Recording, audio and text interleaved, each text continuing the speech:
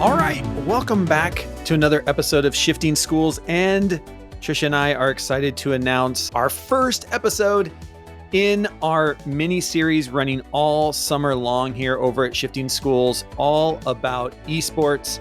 And Trisha, I'm really excited because we're actually creating this introduction where we've done most of the interviews already.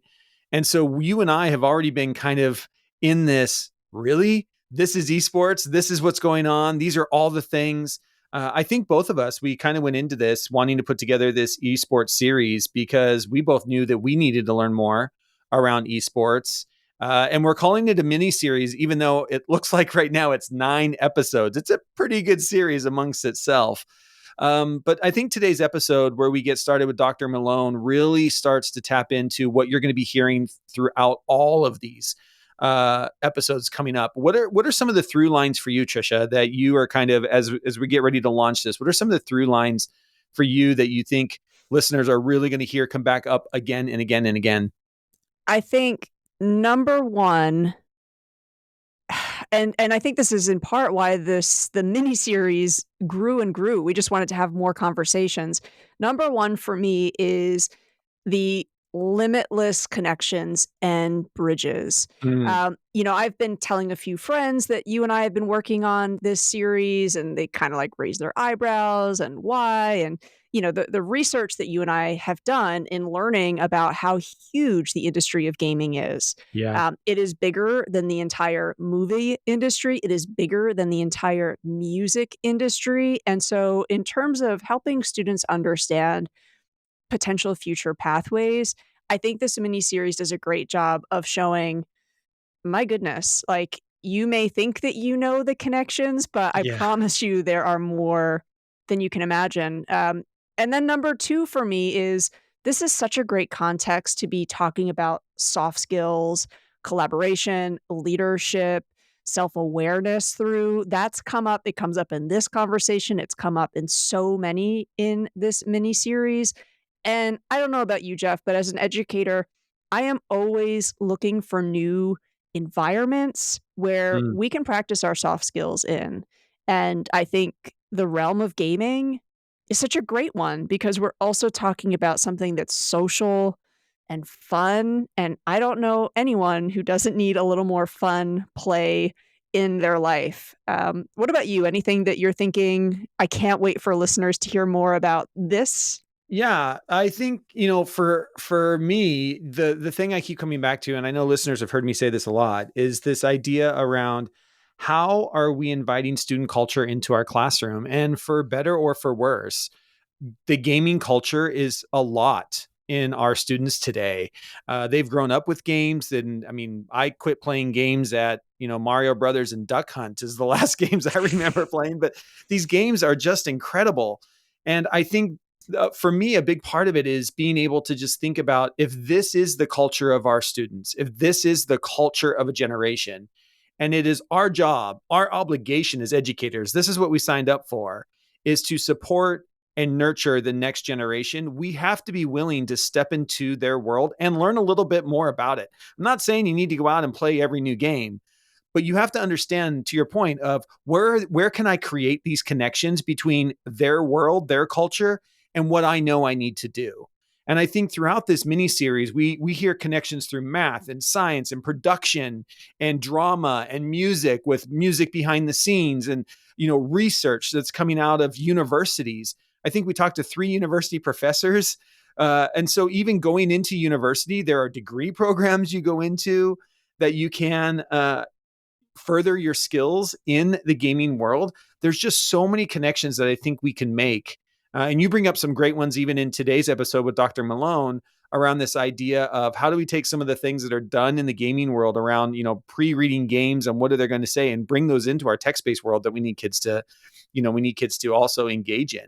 And I think anytime we can make those kinds of connections, we invite a student culture into our classroom. And when we invite student culture into our classroom, we get engagement. When we get engagement, we get learning. And that is the ultimate goal for this. So listeners, please reach out throughout your listening journey to let us know how we might be meeting that goal. As always, in the show notes, you'll find out more about how to reach out and connect with Jeff and I. Now, let's introduce you to this week's guest. We are so proud to launch the series with Dr. Krista Lee M. Malone, who is the director of both the UW-Madison Game Lab and the Game Design Certificate. Her research is just incredible, so please also be sure to head over to the show notes where you can learn all about the work that Dr. Malone does. We're going to talk specifically about her work with the world of games and anthropology. So if you are thinking, what are some incredible ways to bring gaming into university studies?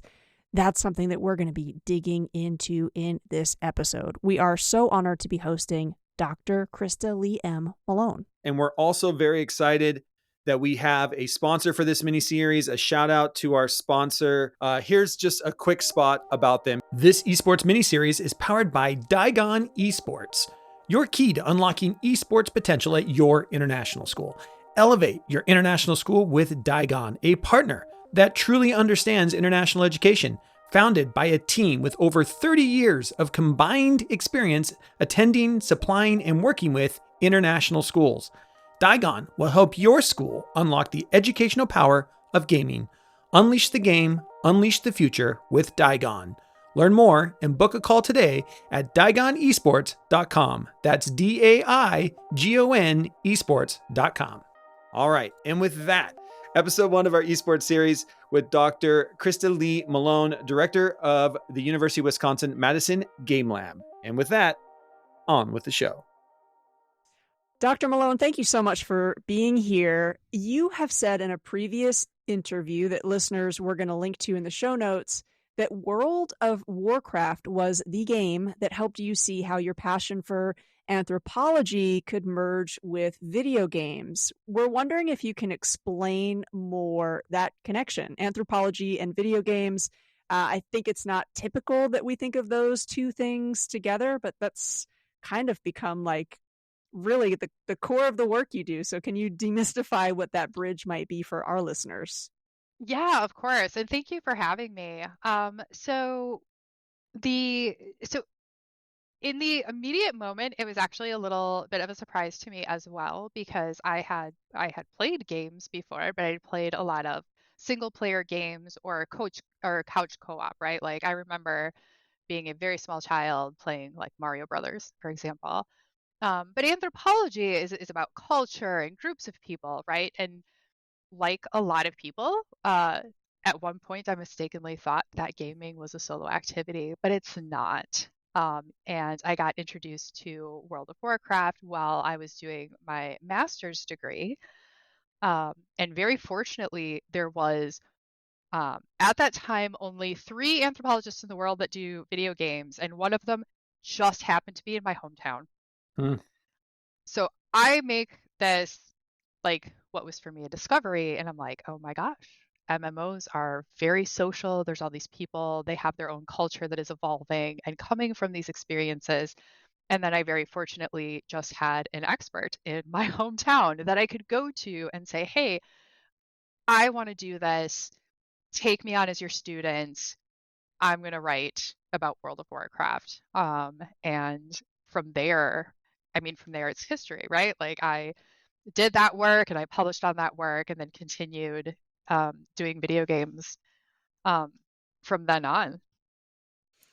And so then in terms of like the study and the culture of the world, is it the world of all of the players, or is it the world of the video game, or is it that combination of both for you that is of most interest?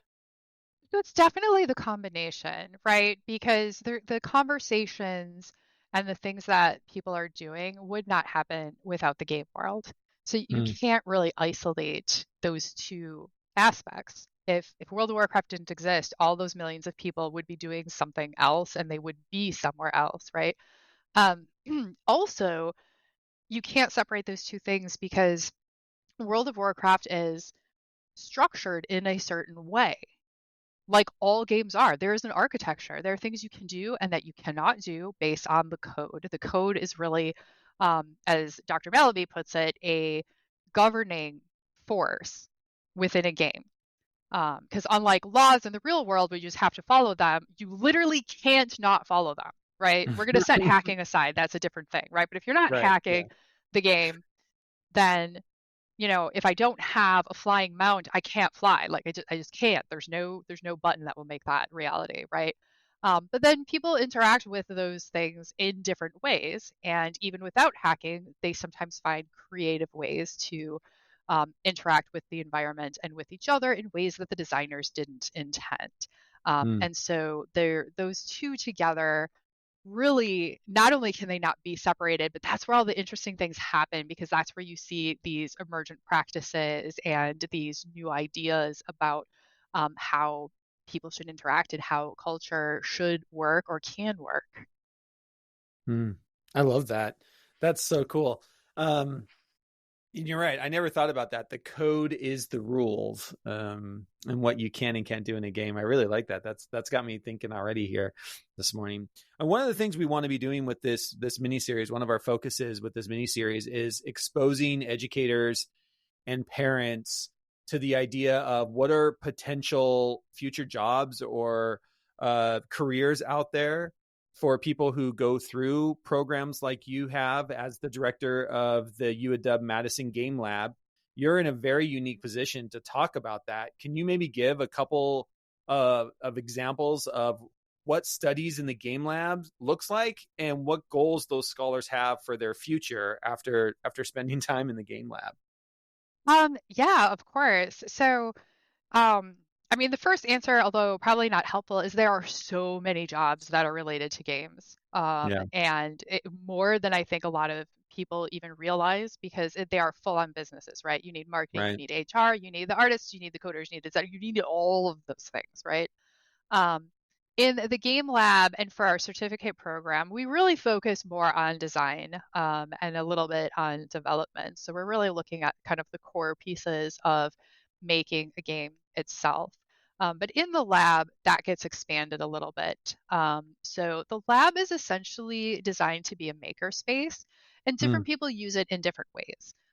So occasionally, we do not hold classes fully in the lab, but sometimes for a specific week, I will bring a class in, or one of my colleagues bring in a class so that they can use what's available. Students can come in um, to use the equipment we have there. So we have things like a walk-on board for artists, and desktops, laptops with various programs that would be, um, I mean, mostly too expensive for one Sure. student to have all of that on their own personal PC, right? So they can come in and use these tools. And there's not just digital, we also have a ton, just like one big shelf of analog pieces, papers, meeples, dye, for making analog games and paper prototypes. Wow, And this cool. really gives a space for students and then also faculty to experiment with different ideas and to, bring to life the ideas that they are having. And it's a large enough space to cooperate with people also, right? So I was actually just in there yesterday because my office, for example, is great for just me if I am checking email, but the second I want to work with like even one other person, it becomes too small. And right now, just to give you an example of one thing that is happening right now in the lab is I have a group of students that I had been working with on a different project, like through classes during the semester, but they got together and decided to put in a proposal for a game jam that is run by Jennifer Ann's group, which is a charity. Mm. Um, and they are using the lab space to work on that and submit they were a finalist. So group, they're a finalist, and so they're submitting that game. Um, Hilariously, I don't know anything more than that because we have had to conscientiously not use the lab at the same time because I am a judge for this charity jam.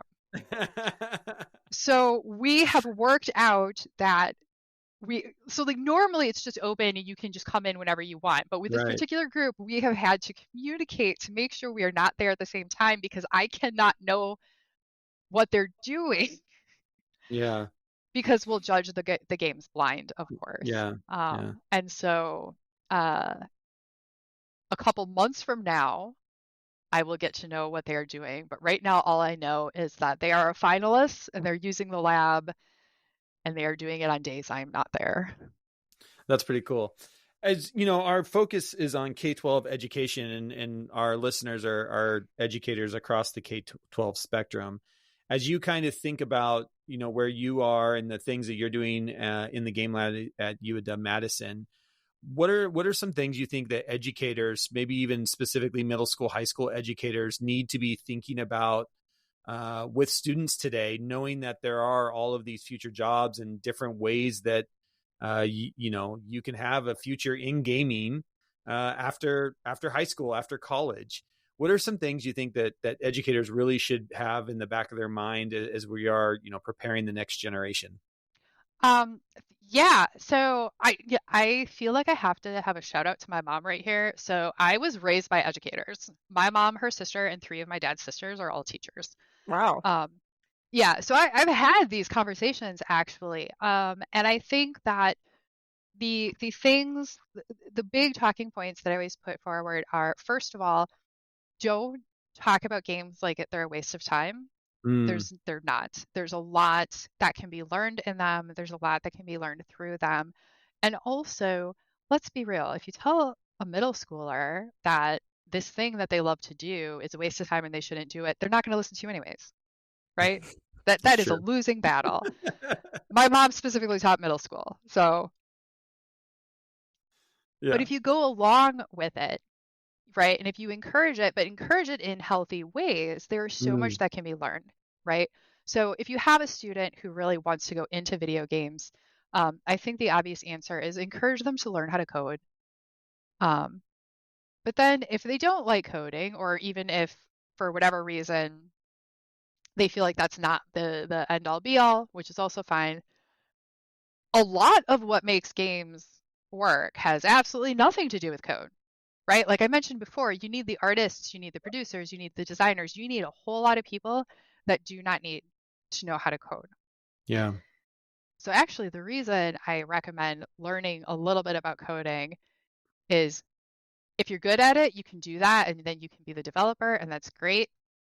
If you learn a little bit and you don't like it, at least you'll know enough that you can then talk to the coders. Mm, Because that can be important to know even just a little bit to be able to have technical conversations with the people you're working with.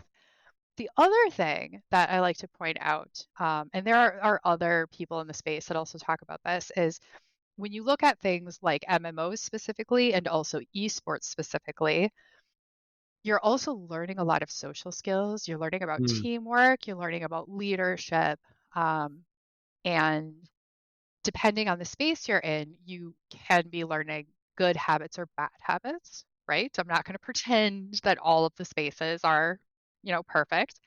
But there are a lot of very important skills that can be learned there that then go over to any job you mm. want, right? I mean, one of the things I say about some of these soft skills that you can learn during games is like if a freshman comes up to me and asks about this, they'll say like, well, are you planning to be a hermit in the mountains? If the answer is no, then you need social skills, Right. right? You're gonna work with other people. Like there's very few people that can like function in a capitalist society locked in a room by themselves. I mean, even right now, I'm alone physically, but I'm interacting with two other people, right?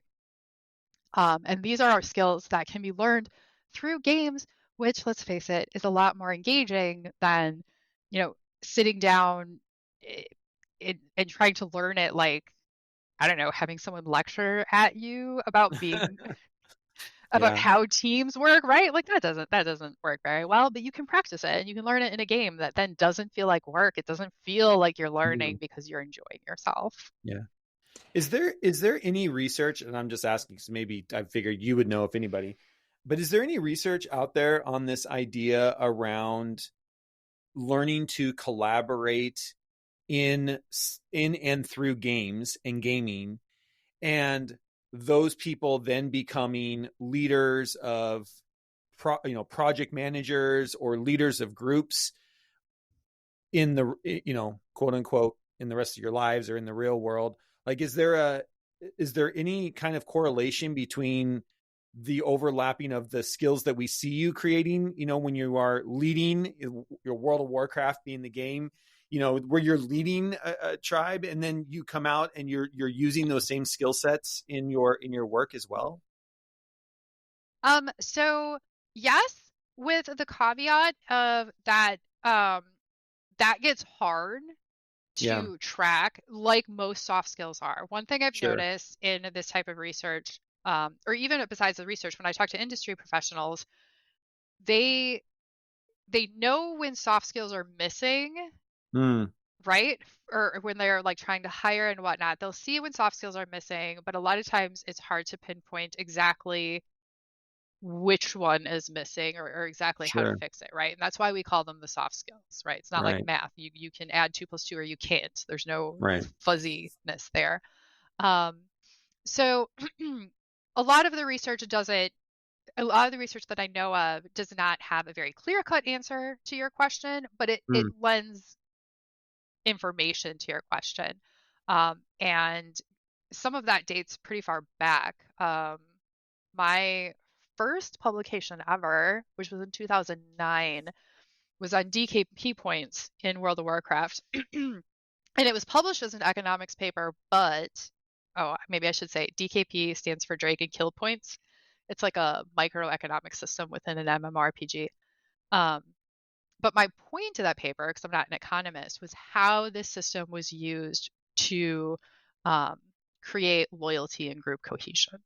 mm, So talked about how the leadership decided that this was the method they were going to use to keep everyone in line and to keep everyone invested and working together. And the system is basically designed so that, yes, of course, you can have people who are just trying to go what's best for them, but the everyone benefits more from these systems thinking about the team as a whole.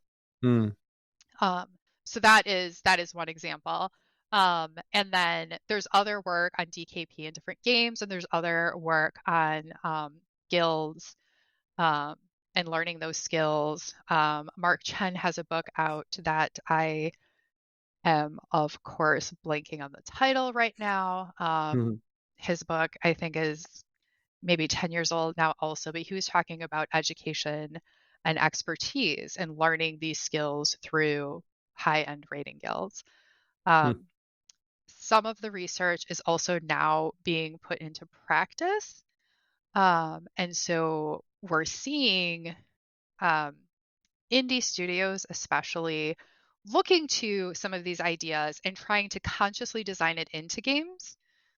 Whereas earlier, it seems like some of this was happening accidentally, some of it was like legacy from analog games, but now there's this push toward pro-social games and to educate. A lot of people are calling it educational games that are not educational, mm, right? So you're going to learn these soft skills, and they're consciously designed with the idea of making it so the student doesn't necessarily notice.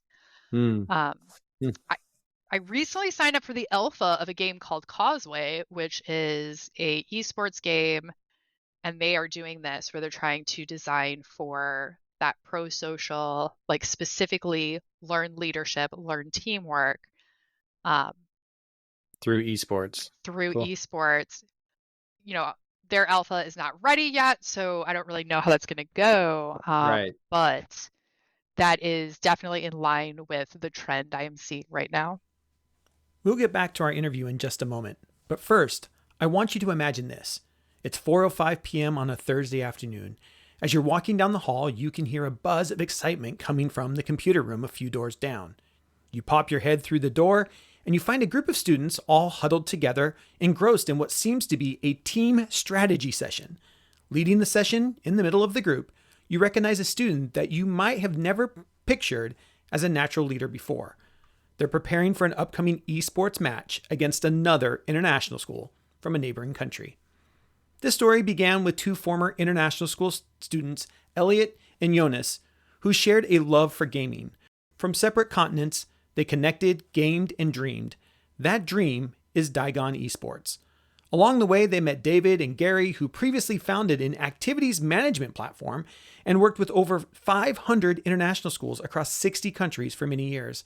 Together, the DAIGON Esports team is not just ready, but raring to bring the excitement of esports right to your campus and help your school write its esports success story. DAIGON delivers a secure, structured environment for your students to passionately pursue gaming. They offer an exhilarating yet educational experience within a closed, secure network tailor-made exclusively for international schools.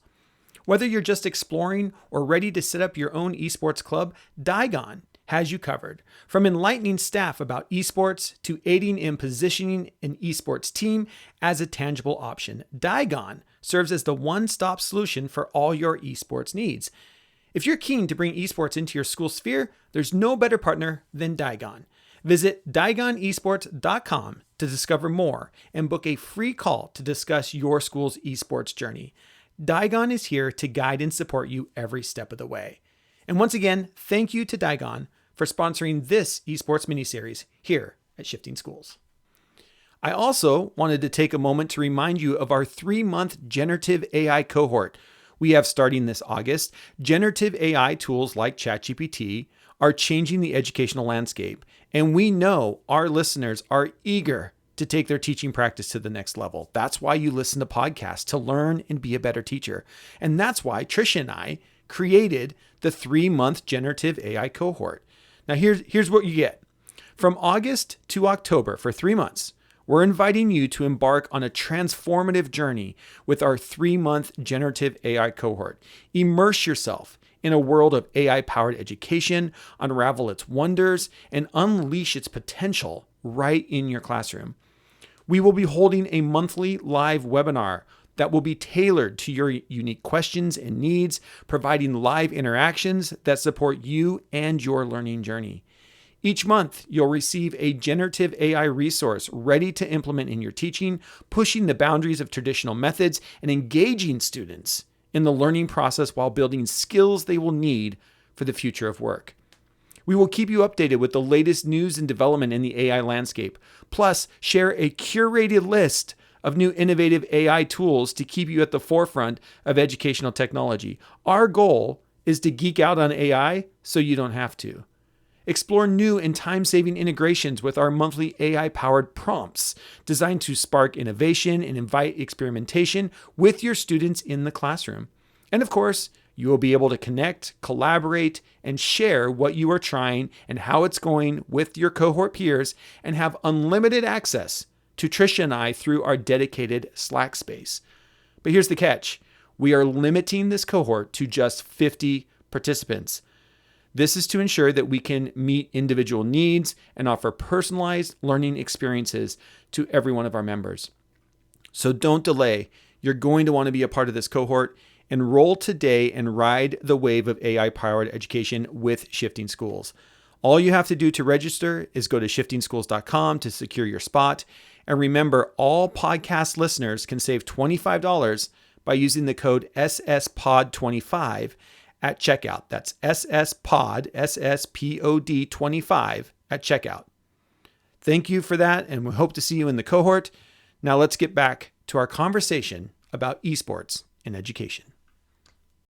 You also, of course, direct the game design certification program, and part of the description, and again, listeners will be sure to link to it in the show notes, part of the description for that pathway says that understanding game design is also an important opportunity for learners to engage with making positive social change. Can you talk more about that part of the learning journey? Because, something else we're really trying to do with this mini series on gaming and esports is, I think, debunk some of the myths or disinformation that's out there about gaming being, as you said yourself, some folks will just refer to it as a waste of time. And clearly your game design certification is really, I think, flipping that kind of myth or misinformation on its head. So can you explain for folks who are scratching their head and saying, how does that work? Yeah, of course. Thank you for asking. So yes, the program was set up before I was hired. Right. So I was not a part of the decision-making processes for that. I basically was hired for the first year it went live. But the idea there is very similar to other art forms, actually, right? So if you like take movies, for example, you also have something like documentaries, or even historical fiction, right? So you can have a movie like Schindler's List, which was not presented as an educational movie, right? But there's a lot that you can be learned from it. I have no idea why that was the movie that came to my brain right now, but it was. And same thing with TV shows, right? You have things that are entertainment. You have also documentary series, um, you know, books. You have, your dime store science fiction, and you also have textbooks and whatnot. And games are really no different. So yes, you have games that are, commercially made for commercial purposes with the idea of being just for fun. I would argue there's still things to learn from them, but that wasn't their intention, right? Our program focuses on doing this intentionally. So rather than accidentally learning something, because you could argue that you accidentally learn leadership from esports because, and I call it an accident only because the companies they're not educational companies. That's not their goal. So we're trying to do this intentionally. So a lot of them are focusing on, I'll give you some examples of published games. So if you look at the work of, say, Nicky Case, you can find his work for free on itch.io. He has one game called Coming Out Simulator, and it's great.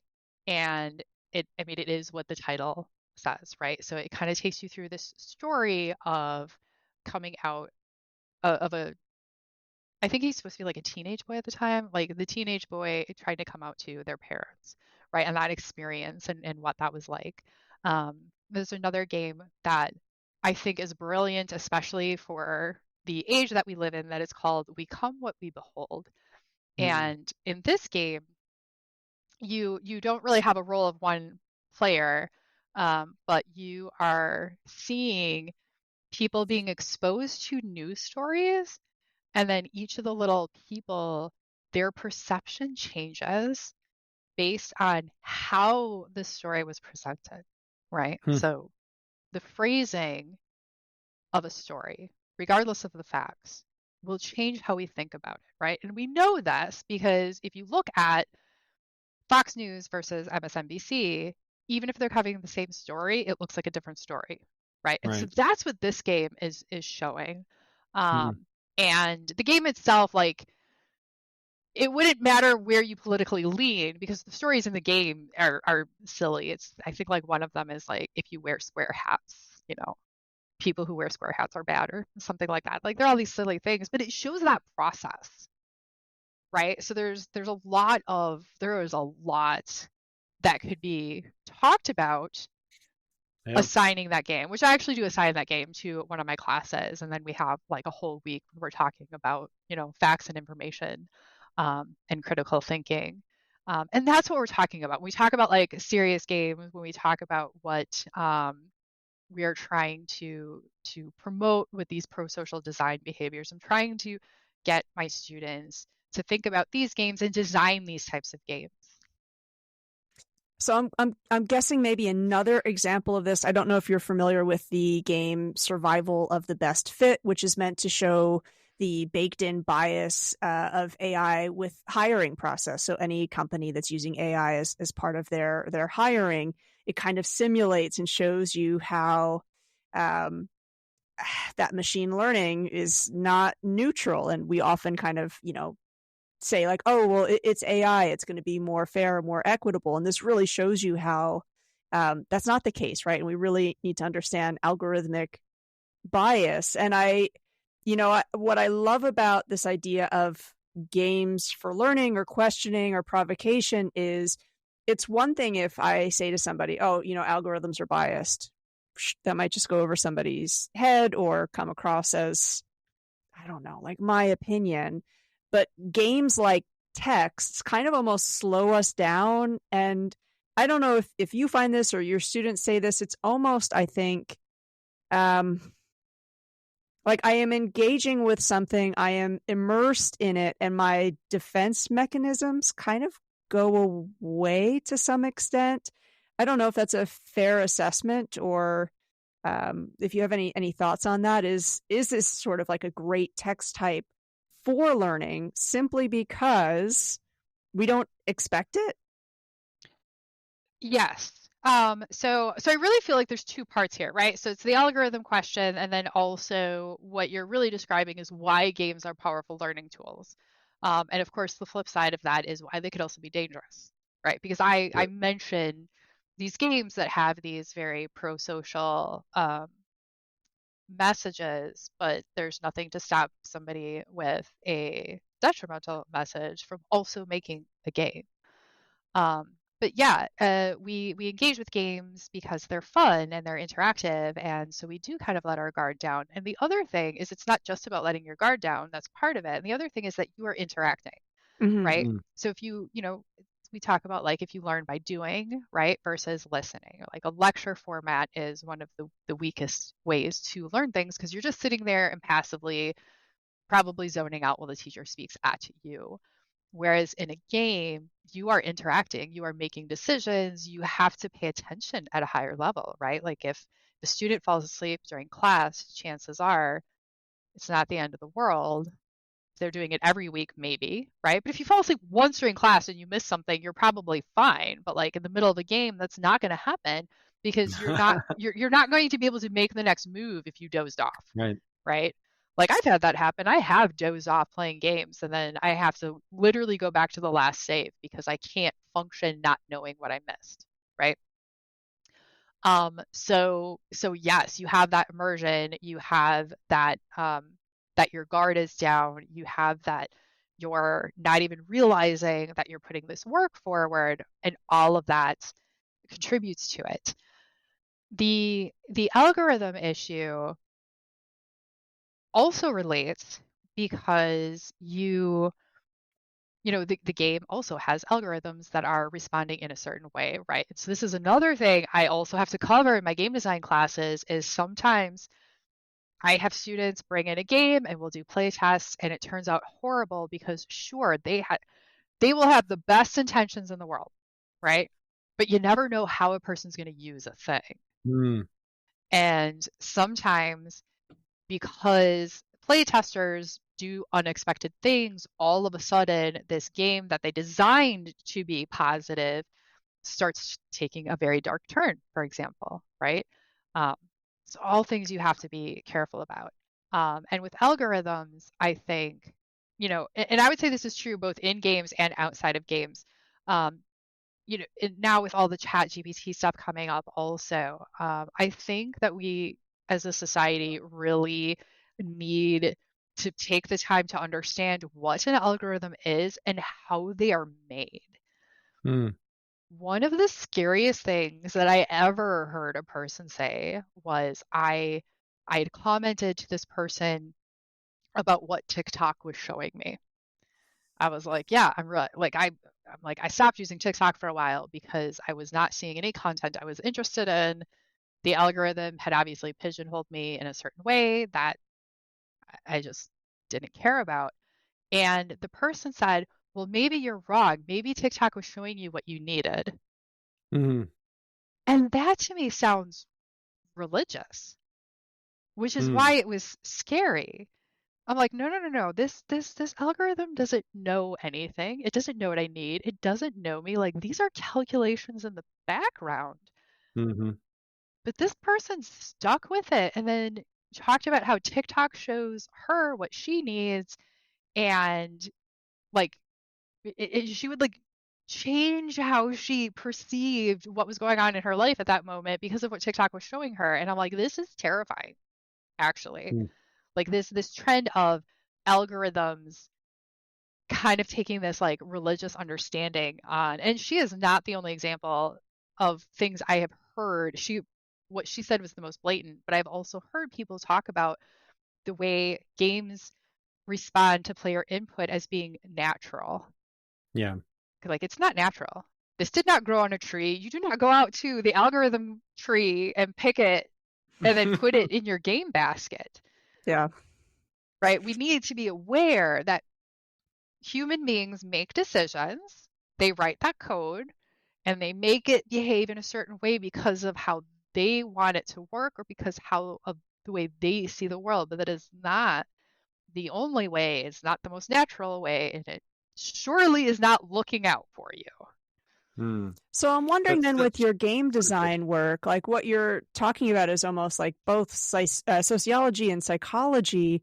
Like when you're talking about understanding human decision making, are there other links like to game design?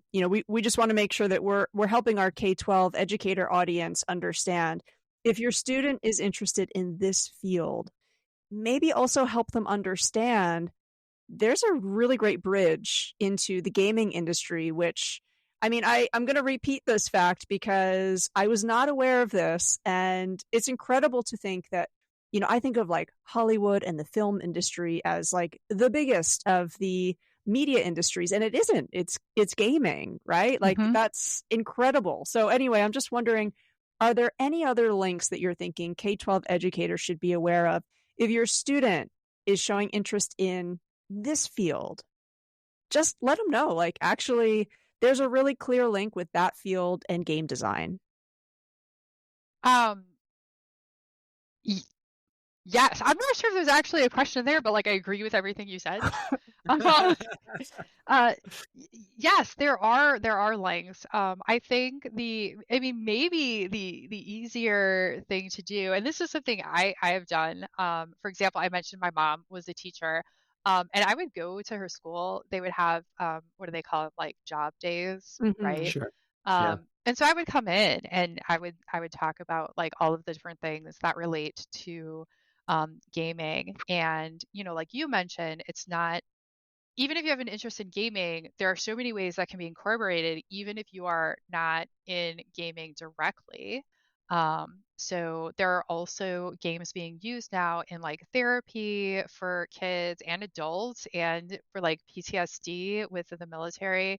Mm. So, if you have a kid who's like, I'm really interested in psychiatry, but I am also really interested in gaming, that would be, one avenue. Um, and yeah, I think actually that statistic of how big the gaming industry is an important one because I think that um, for some reason, and I'm not entirely sure why, a lot of people do not think about where their games come from. And I get that because when I was in high school or when I very first started undergrad, it never occurred to me to work in games. It Mm. was never an option before me, right? It was everyone's like, be a doctor or a lawyer or something. I don't know. I was good in science, so people are just like, oh, you should be a doctor. But a doctor is a very obvious career choice, right? Because you're there and you see them and your day-to-day life. But even then, you have surgeons that train in like simulators, which are basically just more serious games, right? So there's a connection if you want to do medical school and game design right there, train surgeons. Um, Mm. So I guess that was a long way of saying, if there's a university near you, or even if there's not, like, call them up because a lot of professors or go on social media and like hit up the person who is doing community management for a game and ask them to come talk to your class. Like the Mm. number of people who are actually really cool with coming to visit a class and have a conversation is pretty high. Um, I know I have had industry professionals come in. They are always happy to come in and talk to my classes. I know from my perspective, when I have gone into high schools and middle schools to talk about what I do, like I enjoy that.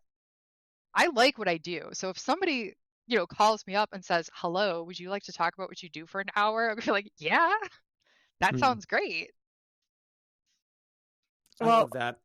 And I just, well, and there's, to your point where you said, where do games come from? My number one answer in my head was like the App Store. That's where they come from. We don't think about everything that goes in the background, right? You download them to your Xbox or you download them to your phone, and that's it. That's where games come from. We don't Mm-hmm. think about all of these things that go in the background, and art.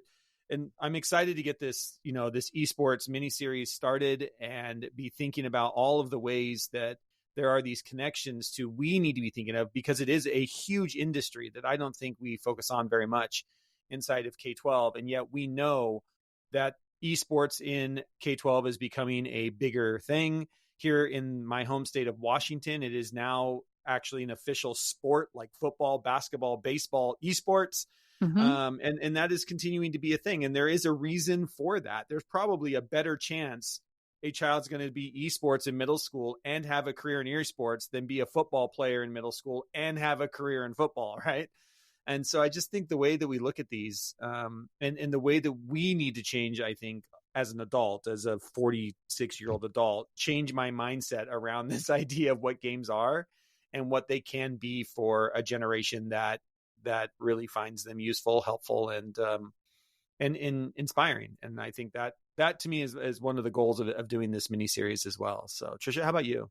Well, I'm just thinking too, my background as a lit teacher, the world of video games has changed so much. And, your example, World of Warcraft, we have these incredibly rich texts that are culturally relevant for students to be talking about. As you were talking about, like even the play testing, I feel like a read testing, a sampling of some of these games is such a great way. I mean, what you were talking about in terms of some of the artistry of these games, what a great way to talk about tone, mood, what a great way to talk about metaphor. So I just, I really appreciated you coming on the show to share your background and again, making that bridge between anthropology and gaming. I think there's a lot more connections for us to make. And it's wonderful that, again, folks like you are sharing your work. And again, I know that you're very active on Twitch as well. So your idea about reaching out, asking for somebody to come in as a guest, it's a great reminder. If your class, if you've got a bunch of students who are really passionate about video game, what have you done to support that interest, right? Reach out to folks and let them tell the story of how they've made their pathway. And I don't think that you're going to tell me that I'm wrong on this, Dr. Malone, but like you seem so happy in the work that you do. And I think that's like presenting young folks with the example of folks who find their work to be so rewarding and truly tap into something they're interested in. I think it's really important that we are showing them like adulthood could be a great thing. Yeah. Yeah. Yes, you are right about everything. And, the only thing I tell like younger students or when I do guests is, are there going to be aspects you don't like? Of course, like the paperwork is still a part of my job and it's not my favorite part. Right. But, that is worth it because there's purpose and meaning for me in the work that I do. And that is what I have read in psychology papers. It will make you happy in your job. So apparently that is the secret sauce. Well, yes. we're glad that you found it and that you've come on the show to share it with our listeners. Dr. Malone, thank you so much. Listeners, links to learn more about this work that's making Dr. Malone so happy will be over there in the show notes. And who knows, maybe you'll hear back from some of our listeners who would love a virtual visit from you to connect. That'd be great.